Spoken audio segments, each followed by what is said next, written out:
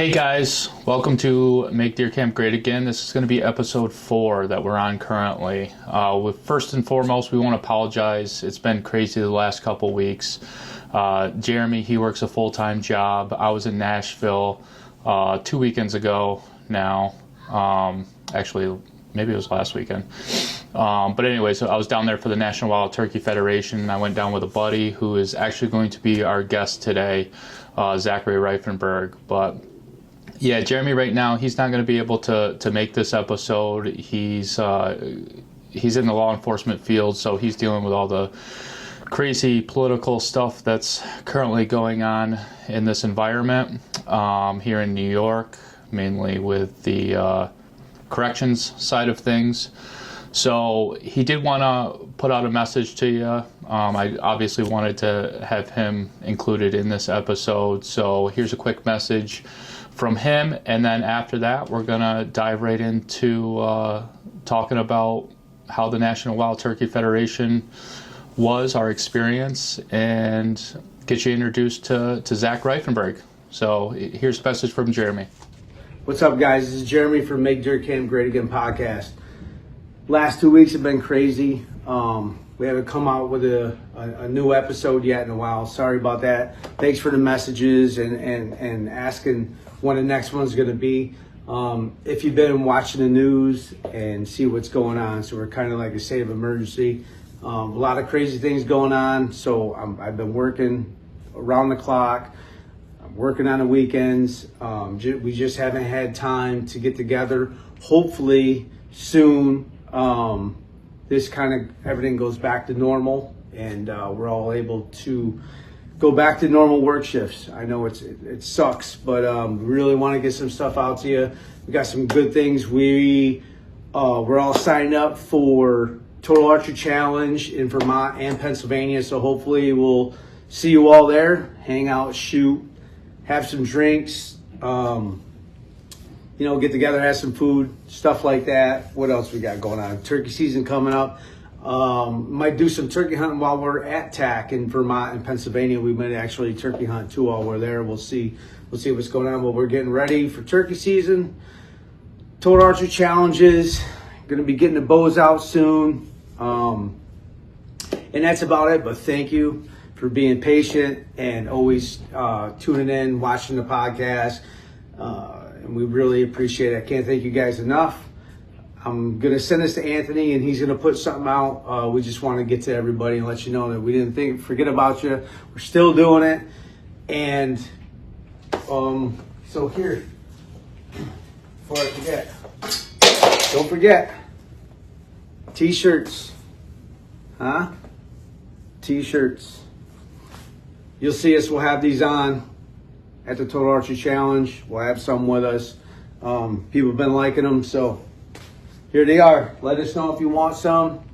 But again, we'll be getting back to you soon. So stay in touch. Keep looking to see what we're posting, and that's it. I'm going to try and get some sleep. Not getting much sleep right now. But just prayers are with everybody. Hopefully everything is back to normal. But talk to you later. Thank you. So we have Zach Rifanburg on the line. So Zach, I appreciate you hopping on. Yeah, thanks for having me. Yeah, of course. It looks like we're going to have a little bit of technical difficulties with a little bit of lapsing camera, but we'll work our way through that. So, I appreciate you. We appreciate you coming on. We grew up together. We went to high school together. And we kind of reconnected the past few months, and now we have some common goals lined up in the hunting field. So if you don't mind, just give us, obviously we're talking turkey today. We're coming into March soon, so turkey's next up on the list for us. So right around the corner. Yeah, man. Yeah. So yeah, if you don't mind, just kind of give us a little bit of a background of how you got into it, and what's come about since getting into the field of turkey. Growing up, I mostly just deer hunted until a good buddy that we went to high school with, Matt Lehman, he was really in the big turkey hunting, and his dad especially, and kind of tagged along with them on a turkey hunt one time, and it was awesome. So that's where I kind of got hooked on it. How And old were you? I was probably 15, Yeah. somewhere in there, right around 15 or so. Nice. Yeah, it took me a while to even kill my first bird. It wasn't until after we even graduated high school. I think it was 2012, something like that, when Mm. I finally killed my first bird. I had a lot of close calls, but just nothing ever worked out until then. So I think I was turkey hunting for like almost 6 years before I finally killed my first one. Not And as easy as they make it out to be, huh? yeah, no, definitely not. Even after you think you got everything figured out, they still throw you for a loop. You're always still learning, no matter how long you've been doing it for. Yeah. And but yeah, it was after I got. I mean, I didn't even get my first bird, and I was already hooked. And just one time with Matt, we had some birds by my brother's cabin, and they were just strutting around the other side of a log, and that alone just hooked me, hook, line, and sinkered me Yeah. into the whole thing. And it wasn't even like I said, we didn't even kill a bird, and I was already hooked. It was just that much fun. And but yeah, it taken me so long to kill a bird kind of motivated me to like, all right, I got to figure this stuff out, and really started hammering down on learning how to turkey call and all the aspects of that, and really the woodsmanship it takes to hunt a turkey, which was a big learning curve compared to deer hunting. It's a lot different. They're a completely different animal, obviously, and they think a lot different than a deer. Deer, you're mostly Yeah, patterned in. that's funny that you say that too, because yeah, growing up in deer hunting and stuff like that, you don't really take into consideration, at least when I was younger, you don't take into consideration you're still trying to figure out, how they move through the woods. Mhm. People have a big like mindset of, as long as I can figure out a box call, like I'm good. They'll come in, but Yeah, the no, obstacles that come into play, and the terrain and all that stuff is equally as important, if not more important. yeah, woodsmanship kills more birds than being a good caller. That's for sure, Right. without a doubt. What did you what you're talking about getting into calling and stuff like that, figuring that out. How did you progress through that? Did you start right off the bat with like a mouth call? Did you go a box Yeah, call? I mean, I started out with I think it was old Night and Hail, Wet Willie box call was one of my first calls I ever had. Then I had a Primo's Ceramic Freak was one of the first ones, and then was hanging around with Matt, and he was doing a lot of mouth call and stuff, so that kind of got me into wanting to try mouth call. Yep. And then started watching like the Grand Nationals and stuff even back then, and that's really what motivated me. I'm like, man, I'd love to sound as good as one of these guys, and started started the journey on calling. I mean, it's just something you got to do all the time, really, to stay up on it. And Yeah. there's a lot to it. It takes a Yeah. lot of playing around and just burning up calls, mouth calls, and trying to figure it all out. It's not something you're going to learn overnight. That ceramic freak, was that the one that strapped to your leg? Yep, yep. Yeah. Yeah, it had the And little. yeah, that was pretty nice. And like the ceramic, I wish I still had it. I don't even know what happened to it now. And but I wish I still had it because I don't have a ceramic pot call at all. That's one I should probably get one of because they do sound great. I mean, they're a great call. But yeah, that was what sold me on it back then was that strap to your leg, and I was like, oh, that'd be kind of convenient. Right. But Yeah. Cool factor. yeah, yeah, it's something different that nobody else was offering at the time. Nobody else had a call like that had a strap right to it. Right. So Right. that was pretty neat. Which, like I said, I wish I still had that call. Yeah. Yeah. Yeah. So I you still got have my.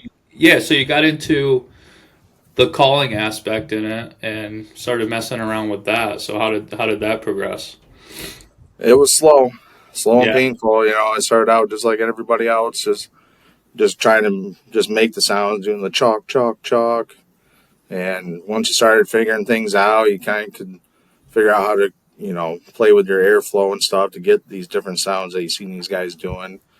watched a lot of instructional videos on like YouTube and stuff. That was pretty helpful. I won't lie. Getting on there and seeing what these guys were doing, and definitely helped. Picking people's brains on it, definitely helped on what they were doing. Right. A lot of it, you got to play around with different cut styles to find out what works for you for mouth calling. And like I said, I was just on them all the time. I mean, driving my wife nuts and stuff with that. Just even before we were married, just when we were dating, just Right. always calling on them or something, just monkeying around, trying Yeah. to figure things out. And I mean, it's paid off dividends now. I mean, it seemed a little ridiculous back then, like taking my calls with me wherever I went. Like I'd be driving down the road, just playing on them. Just at the house, I'd be monkeying around with them. Everybody thought I was nuts for having my calls with me all the time, and I'm like, well, that's what I'm trying to get better. That's it. Yeah.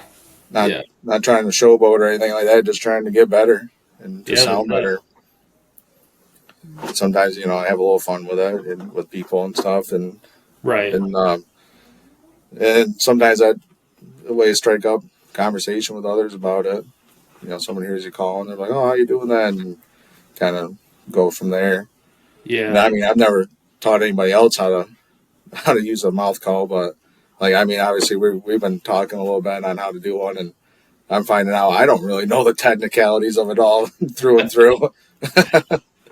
Yeah. But, No, it's a good start though. I feel like that's like with anything though. You think you know how to articulate some things, and then you start actually trying to teach somebody, whether it's turkey calling, whether it's hanging tree stands, whatever the case may be, and then you start articulating, and it's like, maybe I need to work on that myself sometimes. Like, yeah. and same with me. Like when I do it kind of helps me get better, because if I'm not doing the right things, and how am I able to articulate it? I mean, your leaps and bounds, like your calling is phenomenal, but yeah, I think it's a little bit different when you have to articulate it to somebody. Yeah, I know. I was like, man, I'm starting to feel a little silly trying to explain some of this stuff, like what I'm doing. Yeah, yeah. But But yeah, when you got your first bird, did you call that in, or actually, no, we ended up. It was me and Ryan Lehman, and we ended up fanning it in. It ended up being two birds came in, and I have a big group, and I was able to smack one of them. Yep. And Nice. yeah, and it was pretty intense because they were walking right in on us, and Yep. they got pretty close before I was able to even see them because I'm hiding behind Ryan when he's fanning them. Yeah. I mean, not the ideal way, but I enjoy fanning birds here and there. Especially like youth hunts and stuff, and just Right. making sure that the kid gets his bird. Yeah.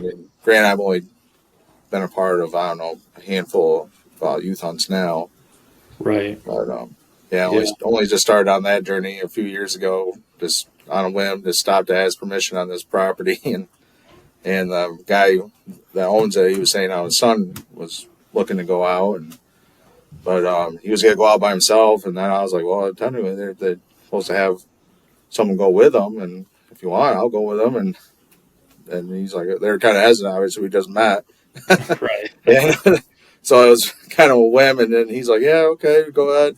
So I met him back there first thing in the morning, and we set up, and of course we had to trudge across this river and it was cold. It was like 30 degrees that morning, and we had to trudge across this river and get set up, and yeah, we ended up calling this bird in, and I got the video too, and called this bird across the road from behind his house, and he crossed the road, gobbled the whole way. We ended up having, I think it was like 4 jakes come right into the decoy, and we're around the decoy right before he come charge it in, and this kid named Zane, he shot that bird at, I don't know, probably 20 yards tops with his little double barrel 20 gauge.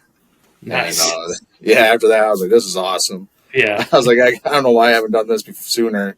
Right. And yeah, me and him have gotten together every spring since. And actually, that spring I ended up getting him one that youth weekend, and then we met up again during regular season and got him another bird.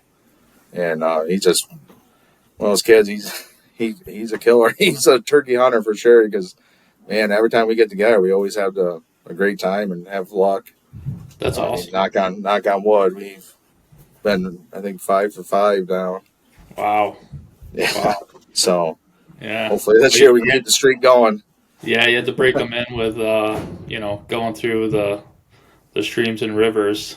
You know, can't get it Yeah, that that easy. stream was rushing too, and I'm like, oh man, this is pretty sketchy. And I had my camera and stuff, so I'm like, man, if I go in, that's not going to be good. Yeah, yeah, But yeah, luckily we got across there, minimum water in our boots, but it was still, like I said, I was not dressed for the occasion because it was like 30 degrees and it was cold. yeah. But it was cool when that bird was coming. And it was so cold out when he gobbled, you could see his breath and everything come flying out. It was awesome. That's cool. That's cool. And Yeah, that's sorry. That's what's cool about it too is like one that kid may have never ended up going out at all. And just by chance you stopping and asking for permission, that literally probably changed the whole outlook on that kid's, you know, outlook on turkey hunting or hunting in general. But yeah, that's what it's about, man. I mean, I guess kind of getting into that too is, you're also part of a chapter, National Wild Turkey Federation chapter out there in Otsego County. yep. Um, what kind of got you inspired to join a chapter, and what do you like most about it? Well, I mean, I didn't know much about like the National Wild Turkey Federation in that sense, like all the chapters and all that. And my wife actually worked with Josh Malucky, who's the president of the chapter. Our wives worked together at the school. And so my wife was telling me about how she was talking about this chapter and stuff. And I was like, so I was kind of curious, And that's kind of how I got associated. So then they told me that I should reach out to them. And so I did. Actually went to their annual bowling tournament. And that's how I got really associated with them. And then after that, they learned that I was doing calling competitions and stuff, which I had just started doing like that year previously. So, because the bowling tournament was in January, that previous August is when I went to my first calling competition in New York.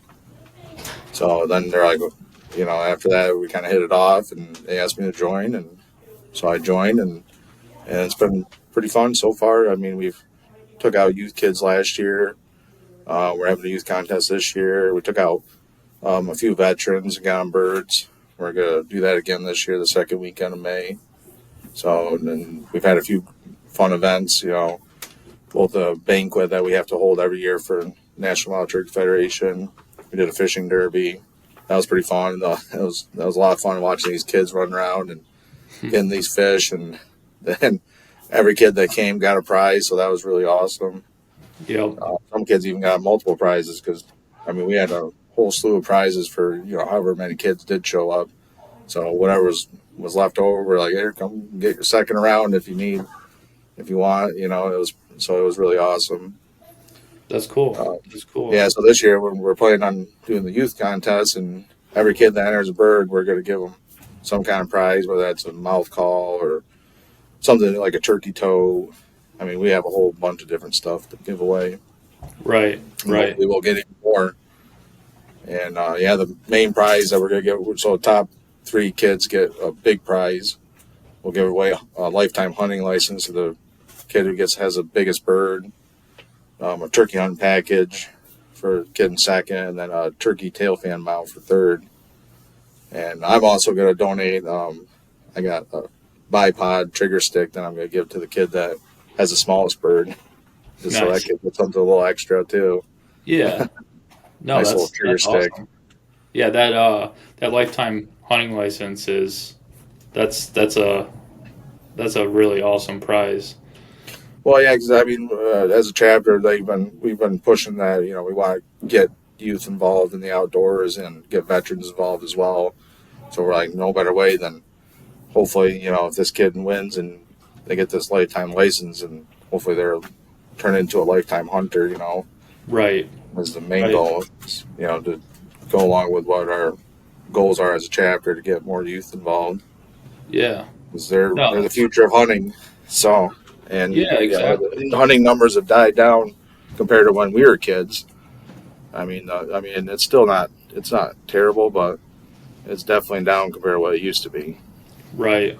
Yeah. I feel like, especially with turkey hunting hasn't, especially where we grew up, that hasn't been, you had the few people that were religious about it, but don't really hear a lot of people out there, scouting No, or anything not like really. I mean, I've gone to a lot of state land and stuff, and I mean, sometimes you might run into somebody, but yeah, not compared to what it used to be. right.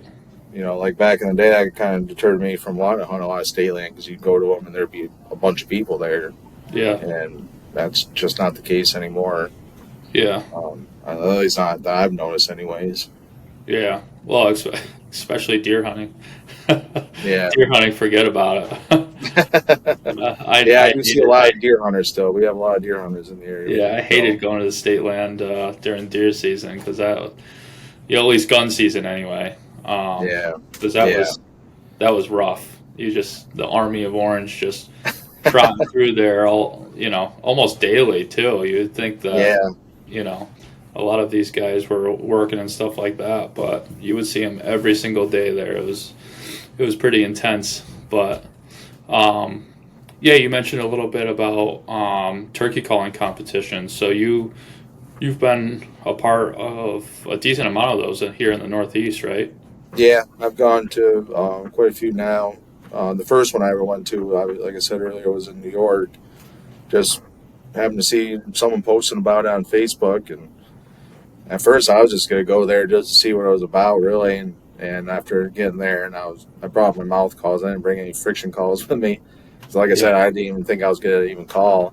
I just wanted to see what it was about and just watch. And well, after being there for a little bit, I was like, you know what, and talking to some of those guys, they're like, yeah, you should jump in. They're like, so I ended up jumping in, and to my surprise, I actually won the hunter division, and then I almost placed in the open, and I almost placed third.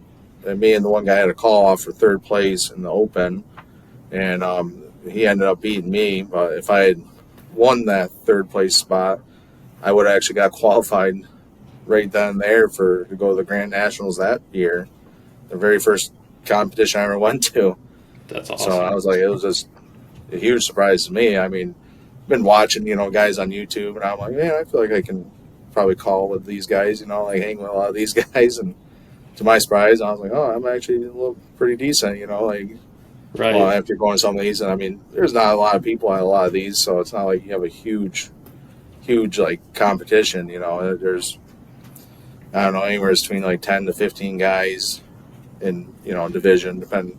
Some I've seen smaller too. Right. But yeah, after going to that one, it kind of fired me up. I'm like, man, I got to start going to more of these. They're having them all over the place. So then I found the guys were telling me about this Facebook page that, and they can go around the National Wild Turkey Federation website, and it'll list all the calling competitions coming up and anywheres, in the U.S. I mean, not even just New York. So I've gone down to Maryland, gone to Vermont now, New Hampshire, Pennsylvania. And I've gone to two or three different ones in Pennsylvania now, and I've gone to the Maryland one a couple times. Went up to New Hampshire, the Concord competition up there, Massachusetts. Gone to that one. There's another one of those competitions coming up here in a couple weeks there in Massachusetts. Might go to that one. Yep.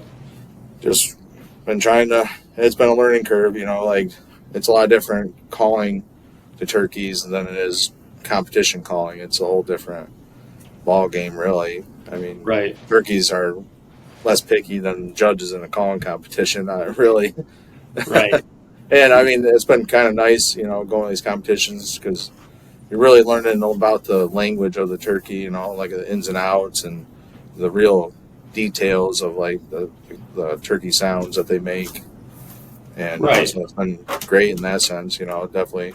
That was part of the reason why I wanted to go. I was like, man, I feel like my calling's kind of plateaued. I want to go and like really talk to some of these people and see what I can do to improve on calling and whatnot. And just doing that has been a big improvement. Like I said, I'll never claim to be one of the best, but I'm always trying to improve. I mean, there's Yeah. always room for improvement, no matter how good you are. Really. I mean, Yeah. and like a lot of it's been listening to like real turkeys. Number one, is listening to real turkeys and just seeing what they sound like out in the wild. Like this treetop turkeys, I listen to that a lot. A guy named Brad Taylor, he's made a couple CDs of live turkeys, and just any kind of YouTube videos I can find, watch them, and just really trying to figure out the language of the turkey and Right. sound that I want to mimic a real turkey as much as possible. Yeah. Yeah. And I mean, I've been to a couple with you. Some of these contests, and yeah, I guess it does vary a little bit on attendance wise. Do you think a lot of that is, my perspective with it is it can come off as intimidating? Yeah, So that's how I felt for my first one. I was kind of intimidated by him. yeah, so I mean, like, but once you get there and you meet a lot of these guys that are going, because usually a lot of them are going to pretty much all of them. Mm-hmm. And you met Moose and Larry there, and those guys are absolutely phenomenal. And I met them at the first one that I went with you, and instantly they make you feel like family. Yeah, absolutely. They've been absolutely incredible people to meet. Yeah, Hands down the nicest people I've ever met in my life, and I never would have met them unless I went to one of these competitions. Right. And that's what's cool about it. And again, like, I talk about this a lot, but I'm the type of person where I kind of just sit back and observe a lot when I go to something new, just to kind of figure out the dynamic and what's going on. And I mean, it is intimidating. Like, if I'm going there to call for the first time, it does feel a little intimidating, being there. But I mean, literally instantly they make you feel like your family, and they all started the same way that the rest of them did. Started from the bottom, worked their way up. I mean, it sounds like you've been practicing well in advance before you went to your first competition. So you kind of went in and took the reins and came out on top for one of the divisions. But yeah, I guess for anyone that is thinking about doing it, I mean, just go and do it, man. I mean, at the end of the day, you're gonna come out with some really great friends at minimum, and everyone's there to improve. I mean, there's not one person there that just goes there and wins every single time. You know what I mean? No, and like everybody's, like you said, everybody's just so willing to help each other. It's not like a cutthroat competition. Like where everybody's just like not willing to share information because they want to win. And I mean, the first couple of competitions I went to, I didn't even have all the tools and stuff I needed, especially for friction. And Right. I didn't have a long box or anything to kiki on. And Brett Ledoux, actually, he's like, "Hey, I got a long box call if you want to try it." And because he was going to do his kikiing on a kiki disc, and he actually gave me his long box call. Never even ran one before until right then. So then I was trying to figure it out real quick right before going out there, and yeah, I ended up going out there and doing some kikis on his long box call, and Awesome. It was really awesome because Brett, I've watched him for years. He's been out to the Grand Nationals many times, and he's been in the top 15 many times now too, and just an all around super nice guy.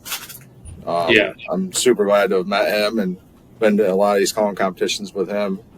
But yeah, he's a great guy to learn from, and more than happy to help anybody. Like I said, he let me use his long box call. I think it was actually the second competition I ever went to. Oh, So really? that was really cool. No, Yeah.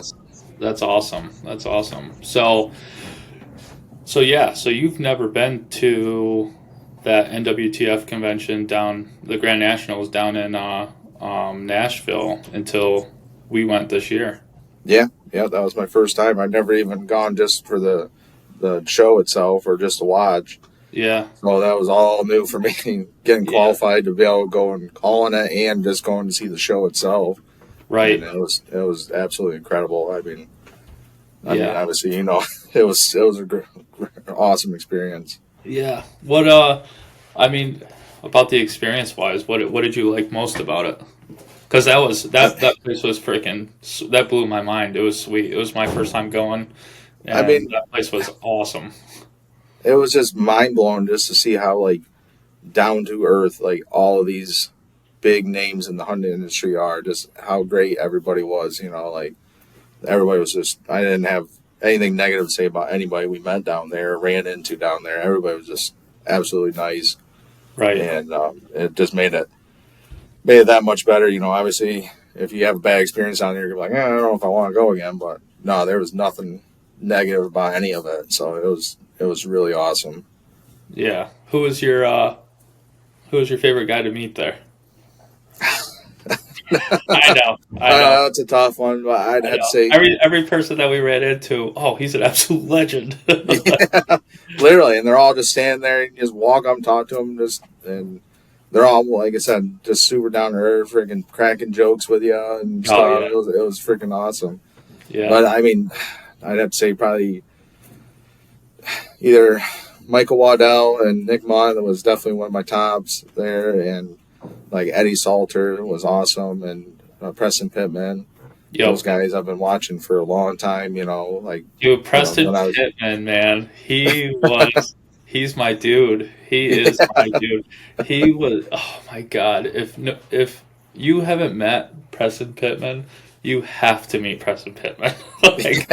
He's just like one of those. He reminded me of like my grandfather. You just go in there and he just like he talks life, man. He's willing to chop it up with you, and it was awesome. Talk some turkey, talk some life, talk some relationships, joke around. I mean, he was throwing in some fat dips while we were there. He was just the realest dude ever, and to kind of see that was absolutely phenomenal. Like it was a little bit unreal. Like someone like that was just as cool as he was. Yeah, I mean, we met Phil Vanderpool and Rick White, and those guys. I grew up watching them. I mean, I got the DVDs right here from HS Straw and stuff, and watching those guys growing up, and it was really awesome to be able to meet them in person. And it's just you watch these guys growing up, and they're like kind of like your idols or heroes, in the hunting industry, and then you meet them, and they're even cooler in person than you ever thought, and so that was just add to the wow factor, just made it that much better. Yeah. Especially like talking to Rick, and he was like saying how he's been wanting to come back to New York, and I was like, yeah, if you want to ever come up there, I'd be more than happy to, show you anywheres or take you or go with you, and help you get a bird up here. And so it was really cool to be able to get his card with his number and stuff, and told me to shoot him a message, and I mean, I'm probably going to have to do that soon because turkey season's not too far off. Yeah. See, if not this year, maybe next year. Whatever he's available. It sounded like he was pretty interested in possibly going this year. So yeah, I mean that'd be a dream come true for me because like I said, I've been watching that guy forever. Yeah. And really loved all of his stuff all of his hunting videos and stuff. Like he was definitely one of the top guys I liked watching.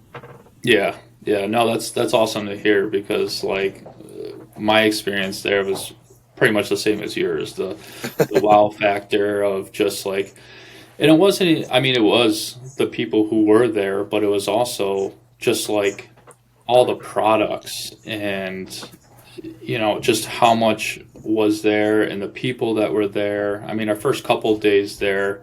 They were busy obviously, but nothing like Saturday. Saturday was absolutely insane. Yeah. Oh yeah. It was packed. Yeah. And I think they even said, I think I saw on the website that they set a new record for the most amount of people in attendance to this. It was like 82 or 83,000 people. Yeah. I think last year they had like 75. So I mean that's a lot of people in just 3 days. Yeah.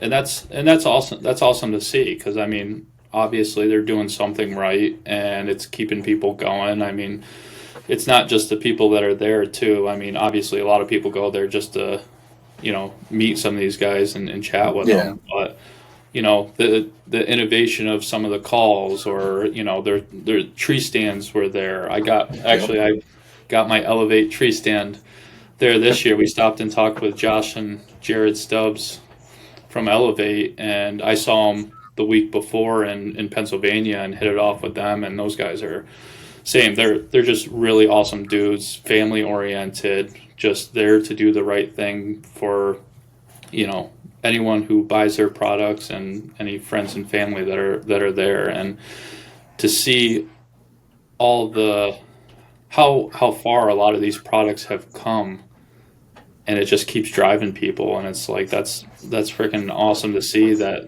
they're breaking records still with attendance wise. Yeah. Yeah, no, it was. I mean, it was it was almost mind blowing the number of vendors that were there. Yeah, Like, how many booths they had, and like you said, like those guys didn't they had all their stuff on display, which was really nice. And I mean, they got some nice tree stands. I'm gonna have to look into getting one of them and eventually, because I mean, they're just so nice, and they're so light, and I got the sticks magnet together and stuff. I like the little setup where the sticks go right to the tree stand, and you can have it like a backpack, and still like really light. Yeah, Super good for mobile hunting. Yeah, which is something I want to do eventually. Because I've gone, turkey hunting around to a few other states now and done that stuff, but I haven't really done that for deer, which is something me and my brother have talked about doing for a while. We want to start doing some state land hunting, find some big bucks, doing that. Yeah. That'd be pretty cool. Yep. No, absolutely. Gotta try to pull you off the turkey mind for a little bit. So. Yeah, just something to hold me over till it's turkey season again. Yeah, exactly. That's funny. But yeah, I mean, honestly, I think I was just so happy to meet Waddell for the first time, because that dude, like, I grew up watching him, obviously, but he's like the one guy that definitely got me into bow hunting for sure. And it's, it had nothing to do with like the bucks he was killing or anything like that. It was more just the personality, like his personality. Like, you just see how much fun he was having doing it. Oh my he made gosh. it fun to watch and do it, Yeah, it's contagious. And I remember growing up and going hunting with my cousin Mike, and my cousin had a very similar personality to Waddell, and we had so much fun. Actually, our relationship hunting was very similar to Waddell's and Nick Munt's. We just busted on each other, had fun. The energy was there. So it was cool to see that, and it translated over to, just seeing him walking around and talking to people. I mean, that stuff didn't change with him, no matter where he's at. And I give those guys so much credit. I mean, there's so many people that are like, oh, they have such, easy jobs and stuff like that. I'm sorry, but standing there for 3 days, just shaking hands, being on your feet all day, I mean, that, as much fun as it's not a ton of, I mean, they have a lot of fun with the people, but it is a lot of work, and absolutely. Very tiresome. I mean, you're away from your family. Yeah, I know. We were getting tuckered out. I mean, it's a lot of people to talk to. Yeah. And granted, we probably talked to a quarter of the number of people that they did. They probably talked to just about every person that came there.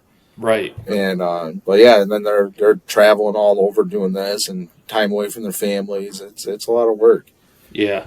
Yeah. I mean, yeah. Well, Josh and Jared they went straight from. They're based in Kansas. Elevate. They're based in Kansas. They drove 19 hours to Harrisburg, and then once they wrapped up at Harrisburg, I think that was February 1st through February 9th. So they were there the entire time. And then from there, Jared ended up going back home to be with family. But Josh went directly down to Nashville from there. I mean, that's a long time away from your family. Yeah. A lot of travel. It's a lot of, shaking hands and kissing babies, but they have the personality to do it though too, because I mean, they're just, again, they're the nicest people you could meet in the industry. So yeah, absolutely.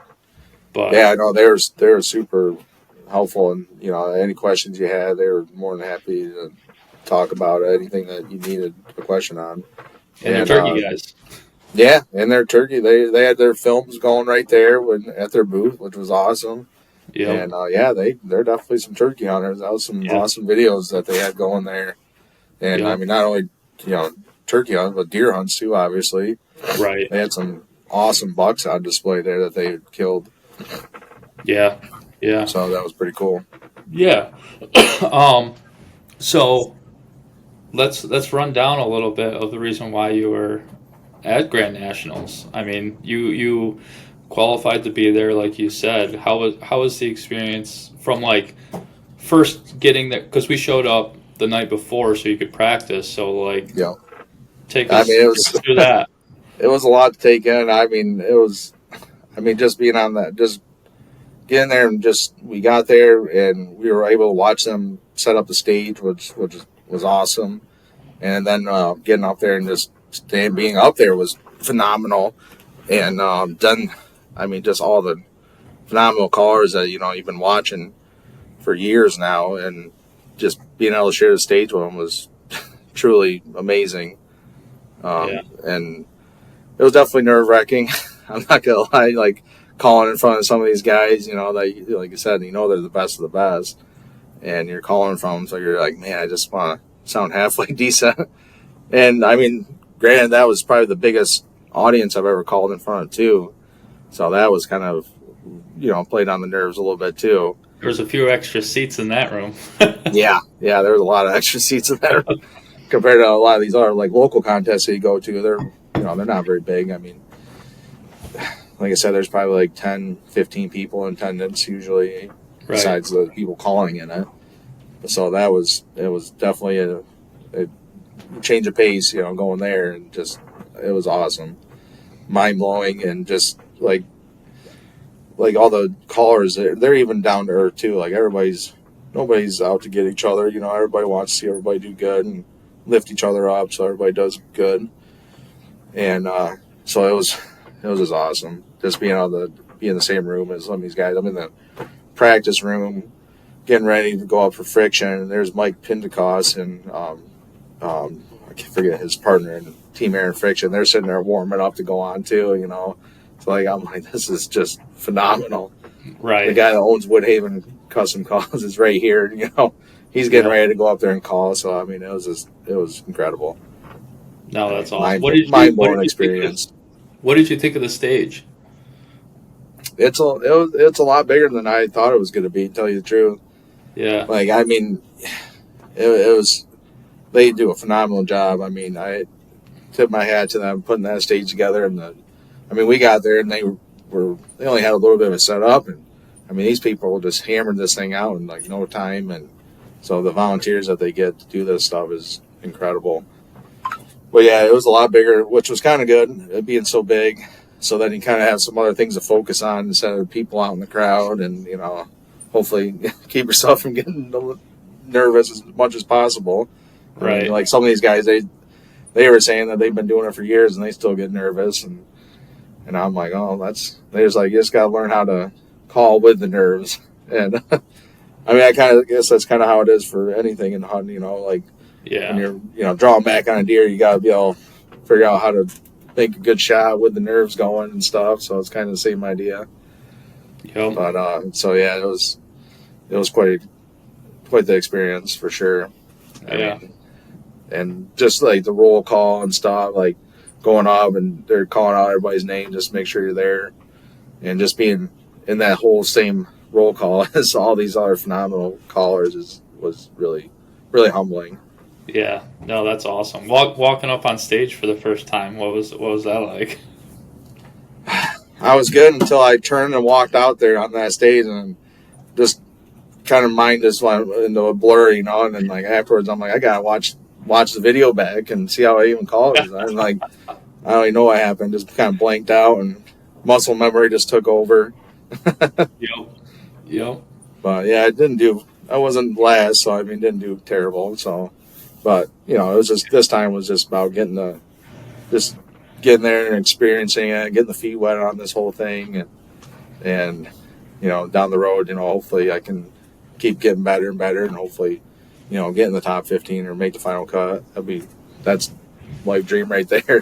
Just being able to go was a dream of its own. I always dreamed about going, so it literally was like a dream come true. Just being able to go there and call on the stage. Hopefully I stacked up decently, because it's something you're always thinking about. You're like, oh man, I hope I didn't make an ass out of myself, No,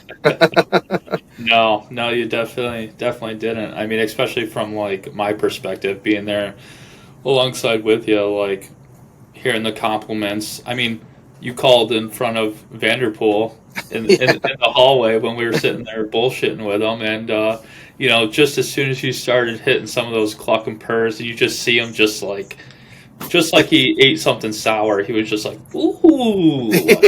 He loved I know, it. that was before anything else even happened. I was like, I can go home right now and I'd be absolutely the happiest guy in the world. Yeah, man. Yeah, just that interaction right there. Yeah, so just like seeing that, and like, being in the audience too, and like kind of hearing people, compliment some of the calls that you were doing. I mean, that in itself is a win. And like you said, it's not like you went there and finished last. I mean, no, you're pretty much right in that, middle of the road type situation, which again, for your first time being there, dude, like that was I'll like take awesome it. to see. Yeah. Yeah, so it just goes to show like all that hard work, and walking around in freaking Walmart or wherever, popping and purring and throwing down some calls, a little turkey talk out there. I mean, it's obviously doing something. So that was really cool to see and definitely be a part of. And again, like watching from the outside and seeing the interaction like you have with some of the other callers that were there. I mean, again, they're 50 of the best callers in the country, and you're in the mix of that, and just seeing them all interact and chat with you, and just little things here and there, and you're trying different calls while you're there too. I mean, most people don't do that. Most people don't even go to the smaller competitions, and that experience, year after year is just going to pay dividends in the end. Yep. So yeah, no, I mean, that's the thing. Like, anybody can go to this. They just got to go to your local contest and get qualified. I mean, you're not going to be able to ever go if you don't go to a local contest to get qualified. And I mean, like I said, my original goal wasn't even, it was just to get better at turkey calling or whatever, to be a better turkey hunter in the end. And like I said, it was like there was a lot of stuff I never even really practiced until I started competition calling, like doing kikis and stuff. Like, not something I would typically do in the spring woods. Like, I know that they make that noise, but it's not something I never really need to do to kill a turkey. Same with like gobbler yelps. Never really did a whole lot of that stuff until I started competition calling. So, like, that stuff is stuff I'm playing catch up on now as a caller, and going to these is, I got to really improve on stuff like that. Like, obviously you had yelps and cutting a little bit. Like, you still got to improve on that kind of stuff. Like, I mean, it was just great to go and get critiqued by judges that know these turkeys like in and out. Like, some of these guys that were judges have been doing this for 30-40 years and stuff. So it was it really showed you like where your weaknesses were, and what you need to learn or work on to get better. So, I mean, obviously for me, biggest thing is kikis and gobbler yelps. They're definitely tough to do on a mouth call. Granted, I didn't mind in the Grand Nationals on a friction call during the Open. But, that's something I got to work on. So there was a lot to take away from this experience. Yeah, I mean, it was just phenomenal to meet all these people and to see them in person and hear them in person. And I mean, some of these guys, you're like, Jesus, they sound 10 times better in person than they even do than you watched on videos and stuff. You're like, man, it was incredible. Yeah. And but yeah, like there was a lot to take away at the end of the day. Yeah, I mean, and also too, like those judges, I mean, I guess it's just human nature, but I mean, each individual hears different things too. So, some may be like, oh, that's actually really good. Some may be like, oh, maybe it needs a little bit of work. But at least like there in Nashville at the Grand Nationals, it's all within a small percentage. You know what I mean? Mm-hmm. Where, sometimes you can get involved with a contest and there's a little bit of a wide range, and it's like, it's hard to kind of narrow in on what you truly need work on. Yeah. So that was a cool thing to observe from the outside as well. But dude, there is some, I am no turkey expert by any means. I mean, definitely have done my fair share of turkey hunting, but me myself I was blown away with how technical a lot of these guys are, and there's a reason for it, obviously. Mm-hmm. So that motivated me to really start plugging away at it. And yeah, what I thought I knew before, I didn't know. But I've still called in birds and killed. But it's being able to be a fluent turkey talker, knowing the conversation, know when to talk and when not to talk. I mean, utilizing the terrain. I mean, when I was in Harrisburg, Phil Culpepper put on a seminar there, and we were watching that for a bit. And again, the terrain, like, yeah, it's like, okay, there's a bunch of brush here where it's gonna be difficult for a turkey to navigate through. Obviously, he's not gonna, but rolling hills and all this other factors that come into play with terrain. It's like, man, like, I feel like I'm back at square one again. I need to revamp my mindset on this, and I'm super excited to do that though. So yeah, I mean, like I said, like it just seems like the amount that you can learn is like endless in turkey hunting all around. Like just the hunting aspect, the calling aspect. There's just a lot to it, and I mean, like a couple weeks before the Grand Nationals, I went down to PA to do some practice with Larry and Moose, and I learned a lot just from there. Like 2 weeks from Grand Nationals, I was like, geez, I learned that I'm not even calling on a pot call in the right location to get the best sound, and and learned a lot about the aspect of a call. Right. Each call has a different learning aspect to it. Like on a pot call, like I didn't know much about how the soundboard works and stuff. So having Larry and Moose explain that stuff to me was phenomenal. And I mean, I already see an improvement in the sound of my turkey calling on pot calls. And just when you think you got it figured out, you got someone that like knows way more about it, comes in and turns your life upside down as far as what you knew or thought you knew. Right. And you're like, wow, like there's a lot to this. Yeah, and I mean, for you to get to where you're at right now without fully understanding some of those nooks and crannies and pot calls or whatever, that's awesome. So from here on out, like you plugging away at those things, I mean, you're going to be crushing it here soon. How long has Moose been going down there? He actually hasn't been doing it for a really long time. I was surprised. Like I thought he'd been doing it for a really long time. I think he said 2019 was when he first started doing competition calling. Gotcha. But he's been he's qualified to go out to the Grand Nationals, I think, pretty much every year since he started, I think. Yeah. Is what I remember right. He's got an ear for it, man. Oh, yeah, absolutely. Him and Larry. I mean, you can just, like I started calling on a pot call, they're like, move a little bit more towards the center, and then I'd start going again, they're like, yeah, that's not, or move down a little bit, they'd be able to tell just by ear, like, where you're calling on the pot call, that you're not calling in the right spot.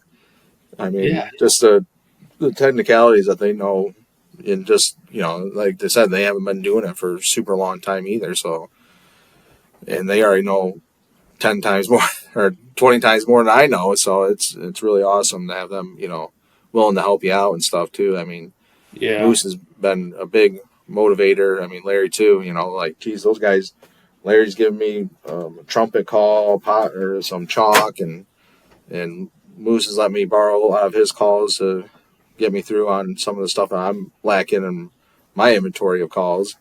Yep. So that's been really awesome.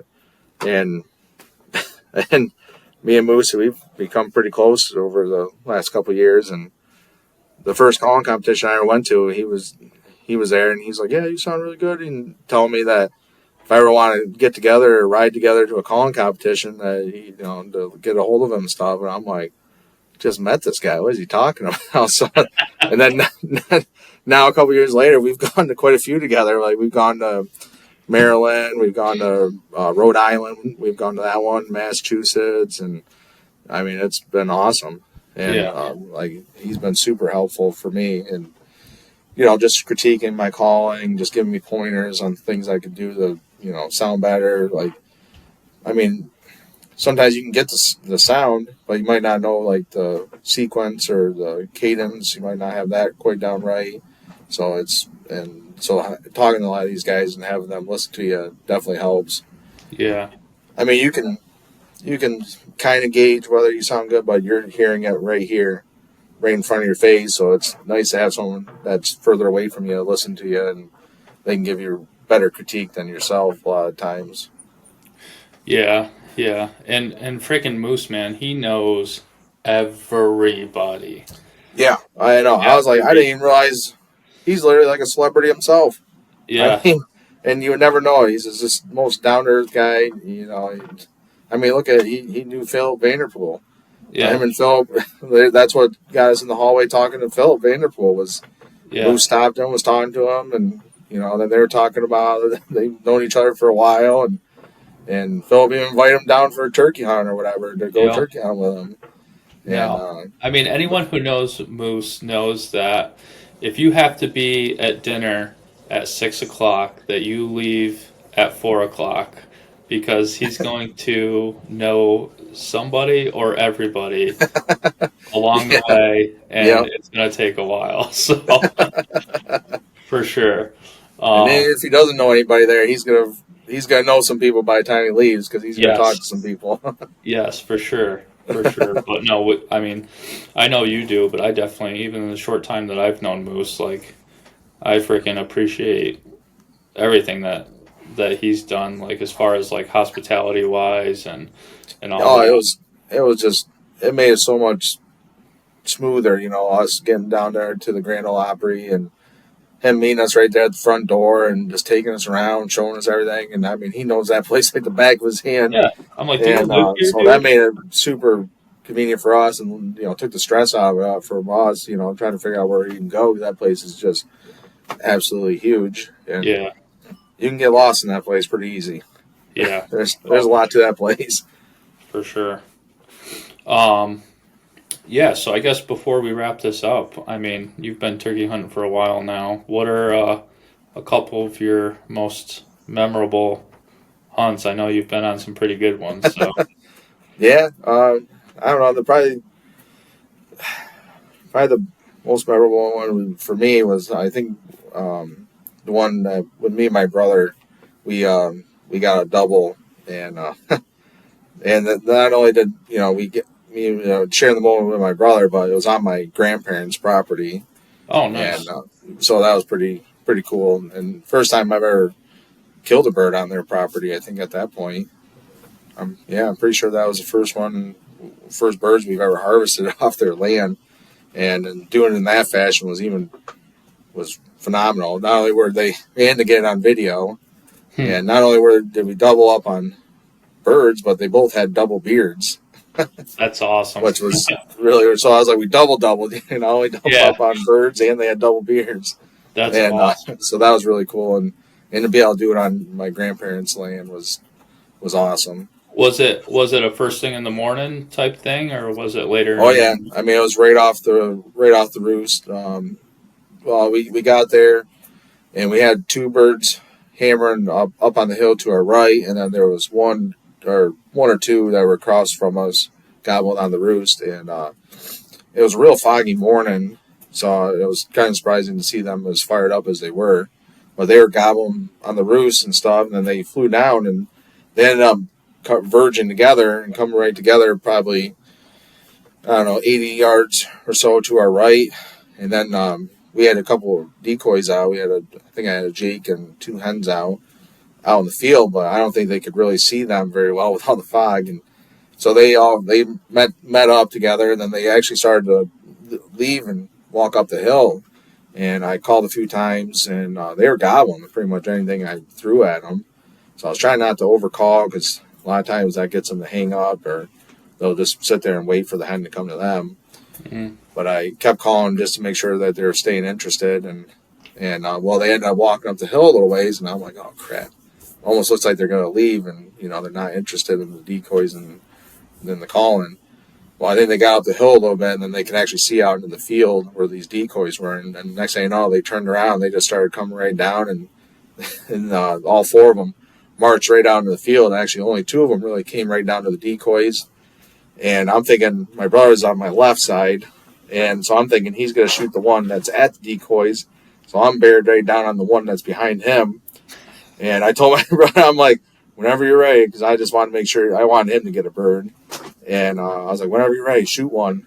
So I'm aimed right at this one. He drops the one I'm aiming at, not even the one at the decoy.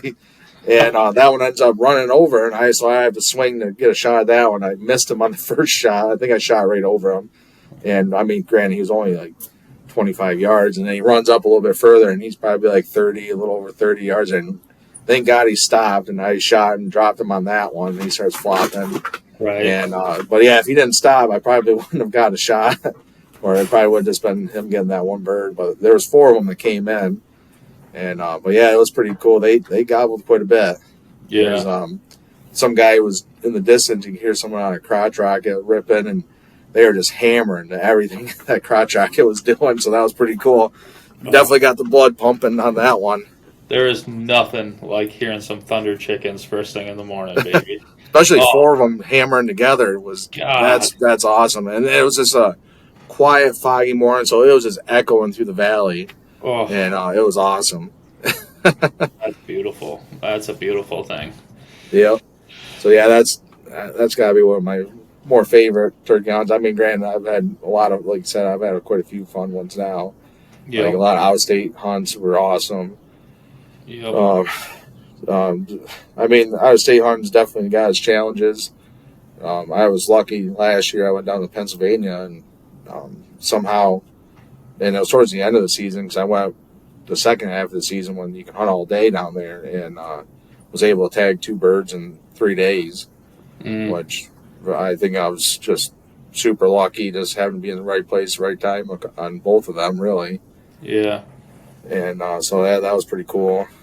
The year before that, I did Rhode Island and Connecticut and a few other states. So slowly building up that, getting each state. Maybe this year go to another one, maybe 2, depending on what I got time for. Yep. No, that's going to be and again, let me know, because we'll definitely start doing a lot more. We'll get some good stuff on film this year, and we're going to be. I'm doing a couple total archery challenges. Jeremy and I are. One of them's in Vermont in May, and then the other one's in Pennsylvania. I think that one we're shooting on Thursday, possibly Friday. So maybe it might be something where it works out where we can hunt that weekend or something like that too. Yeah, whenever. I'm always down. I mean, like I said, if the sooner ahead you can let me know, to make sure I get the time off, and coordinate with the wife, make sure we can do it. Yeah, I know how that is. We'll make sure we got to keep them happy though. Got to keep them happy. Yeah, I got to keep the wife happy. Otherwise, this all comes crashing down. Being able to do this. Yeah, no, they're good. They're good about it though. So. Oh yeah. Yeah, no, I have no complaints there. My wife lets me get away with a lot more than I should. Right. No, we'll definitely get together soon. We'll start planning that stuff out. I might be out at camp, maybe even next weekend. I gotta I got to figure it out. But maybe when I go out there, we'll get together and start narrowing down a few dates, and we'll see if we can connect, whether it's in New York or whatever.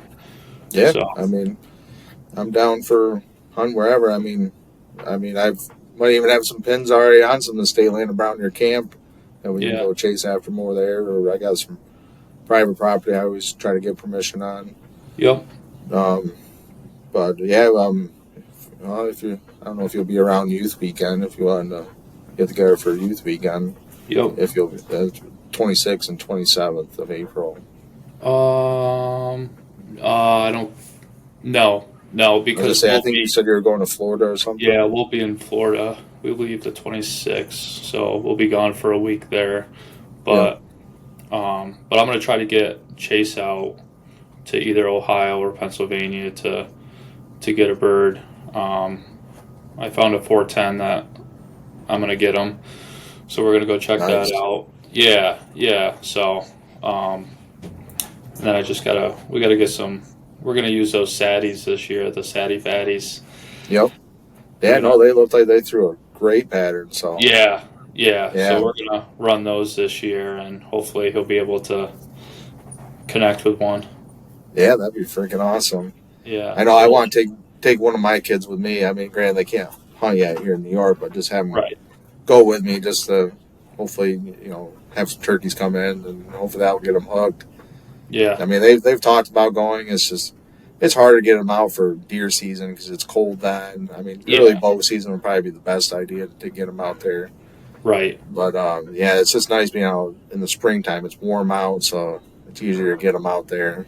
I mean, we don't even have to make it out there before light if we don't have to, or if you don't want to. But yeah, that's the cool thing about turkey hunting too. Is like, I feel like that's the, a great starting point for any kid. I mean, you don't have to sit there. You don't have to. I mean, you have to be still, but at least there's like activity involved with it. Where if you're not hearing or seeing anything, you get up and you're moving to the next location. Where, you know how deer hunting is, where you're sitting there for a while. And it's kind of boring. Like turkey hunting, you're calling. You're like you said, if you're running and gunning, you're not just sitting in one spot.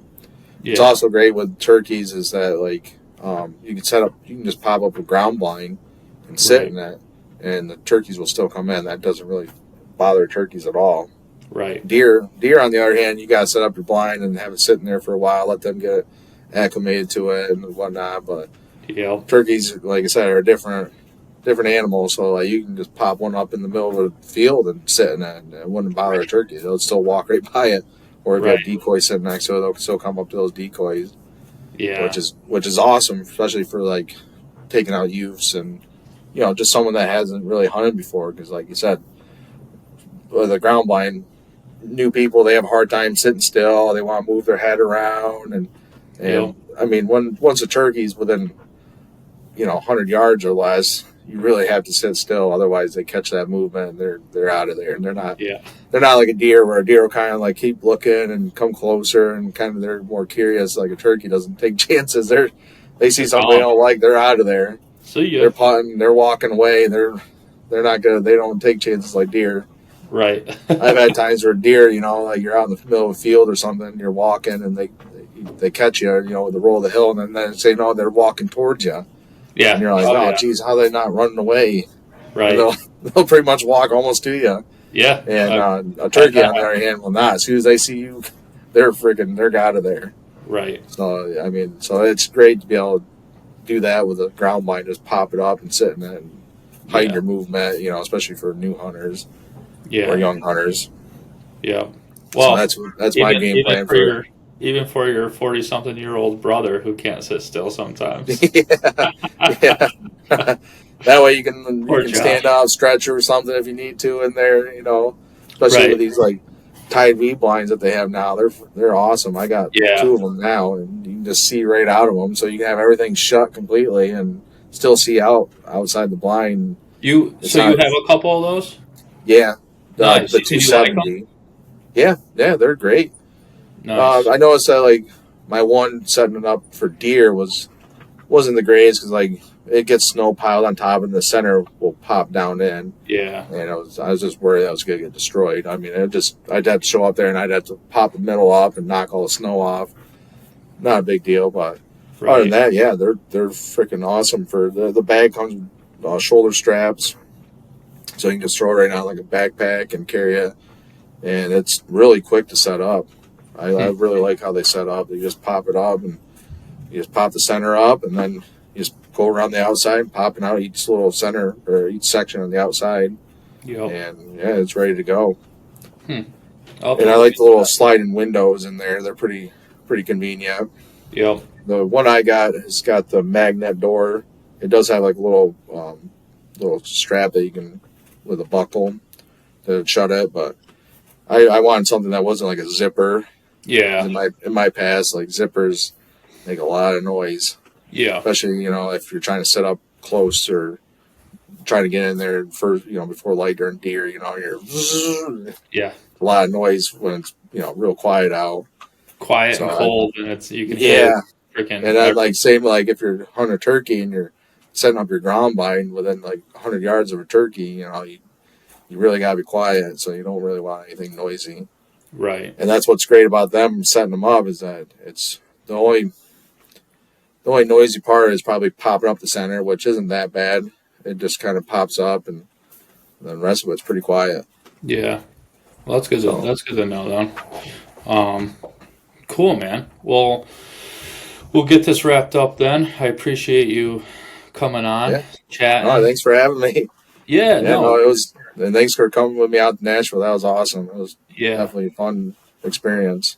Yeah, no, we'll definitely we got some turkey hunting to do this year. I'm pumped about that. It's a great way. Yeah, we're gonna have a fun time and hopefully get some of this on video to share with others. Yeah. Yeah, for sure.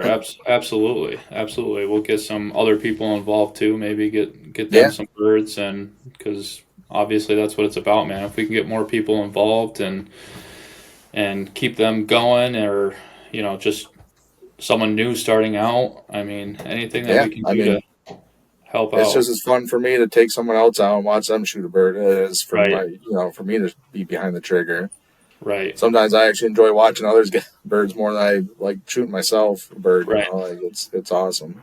That's something like I said, I've only just recently gotten into in the last few years. Before that, I was kind of just hunting for myself, and I'd take out my brother or maybe one other person, to go with. But so it's been pretty fun taking out a bunch of different people. Like last year, got with Raymond Clark and Brandon Clark, and we ended up getting out there with a bunch of guys, especially Youth Weekend. They were pretty essential for Youth Weekend.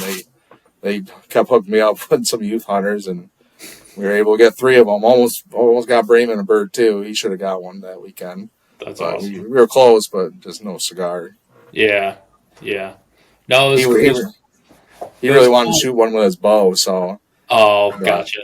Yeah, it was his goal, but I mean, it almost happened. But we had a phenomenal hunt where a hen came in and she was about gobbling and stuff, just wanting to fight this decoy. So it was pretty cool. That's cool to see.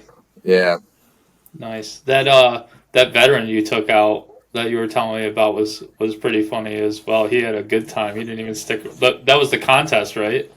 Yeah, well, no, it was just a veteran hunt. We took out that's right 3 guys, and that one guy, he didn't even shoot a longbeard. He got a Jake, which we were just happy because for whatever reason we were having a tough. It was kind of raining dreary that weekend, so we were having a tough time getting them birds. And he got a Jake, and he was just like a young kid, so excited over it. Couldn't even contain his excitement, and he was just so happy about that Jake, and he ran home to tell all of his friends and show his family and stuff. He didn't even stick around for pictures, which was absolutely incredible. I was like, that was cool. How old was he? Yeah, he had to have been in his 60s. That's awesome. To see him act like a kid, again was awesome. Yeah.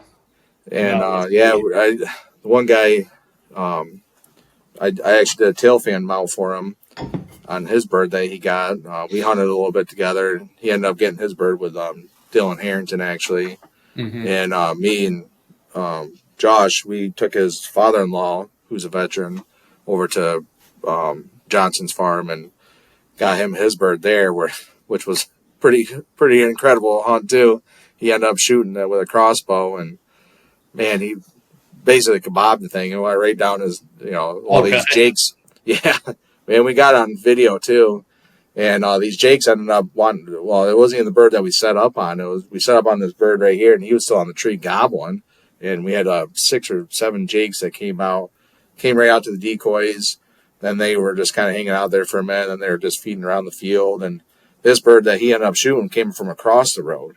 Like, we heard him gobbling up there, and we just kept calling every so often. And we're like, man, that sounds like he's getting closer. He might make it out in this field before the one that we set up here it even flies down. And that's ended up what happened. That bird, he crossed the road, and those jakes ended up running over to him and chasing him out of the field once. And then next thing you know, he came back out to the field, and the jakes ended up running back all the way over to him, and they ended up chasing him right down to us. And Jeremy, he ended up shooting with his crossbow at it was probably 20 yards maybe at most, and he was kind of walking, but he was worried that those jakes were going to run him right by our ground blind.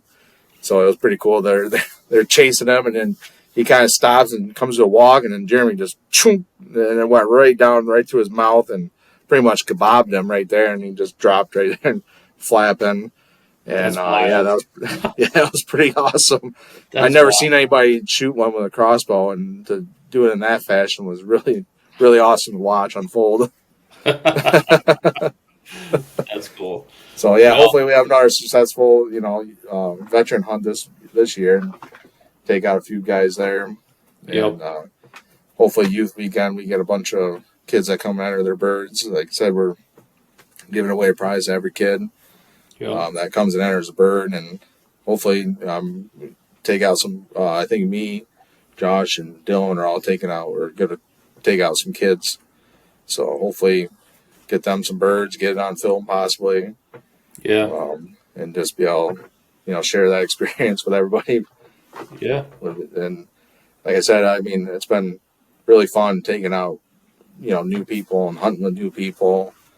It's been awesome. Like I said, I wish I'd gotten into that a long time ago. But hopefully make up for lost time now. Oh yeah.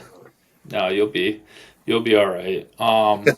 Before we hop off here, you want to just mention the youth season contest that you guys are doing? Yeah, we're doing one in honor of Corporal Michael Main from. He grew up in Evanston. Anthony, you know him well or knew him well. Yeah. But yeah, he served in the military, and he paid the ultimate sacrifice for his service, and can't thank him enough. And so they used to have a contest in his honor years ago that was pretty big, and kind of just died off over time, and we'd like to, bring it back and hopefully becomes a big event like it used to be.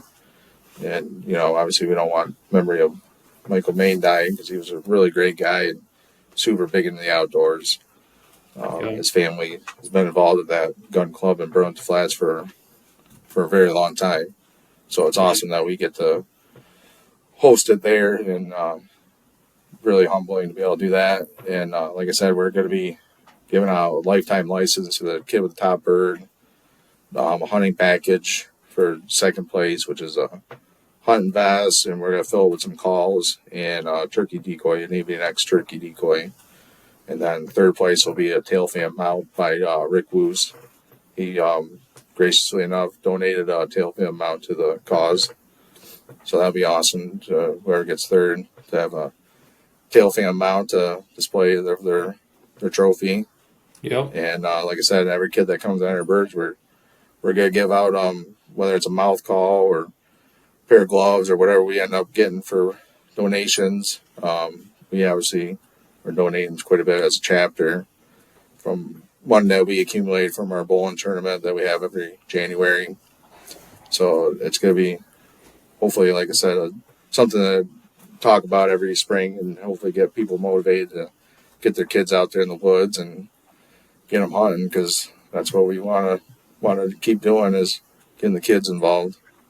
Yeah. 'Cause, I mean, Do they have to sign up or anything, or what's the? nope, no pre-registration. Just show up with your bird, and we'll we'll measure it up right there and score it and enter you in, and we'll give you a prize right then and there. And hopefully, if you want your picture taken, we'll take a picture of you with your prize and your bird, and then you're automatically into the drawing for the top three prizes. And you don't even have to be an Otsego resident. It can be anybody in the area. If anybody from Shenango or Madison or anybody close by has a bird that they want to bring and enter in, you're more than welcome. The more the merrier. Like I said, we're hoping that this turns into a great event, that people look forward to every year. Yeah, yeah, and I'll add that to the description down below too, just to direct people to the Facebook page where they can find some of that info as well. So like Yep. dates and stuff like that. So Yep. Yeah. we'll add that. Yep. We'll be posting any of our upcoming stuff that we're going to be doing on that Facebook page for Otsego County Eliminators. Yep. And I mean, hopefully we get a good turnout, and most importantly, hopefully everybody has fun doing it. That's the most important part of it. Yeah. No, anytime in the woods is fun, man. It's Yeah, I know. There's just watching the morning. That's like one of my favorite things about turkey hunting is just sitting there and watching the world wake up in the morning. The birds start singing, the breeze picks up a little bit. Yep. The sun starts peeking through the clouds.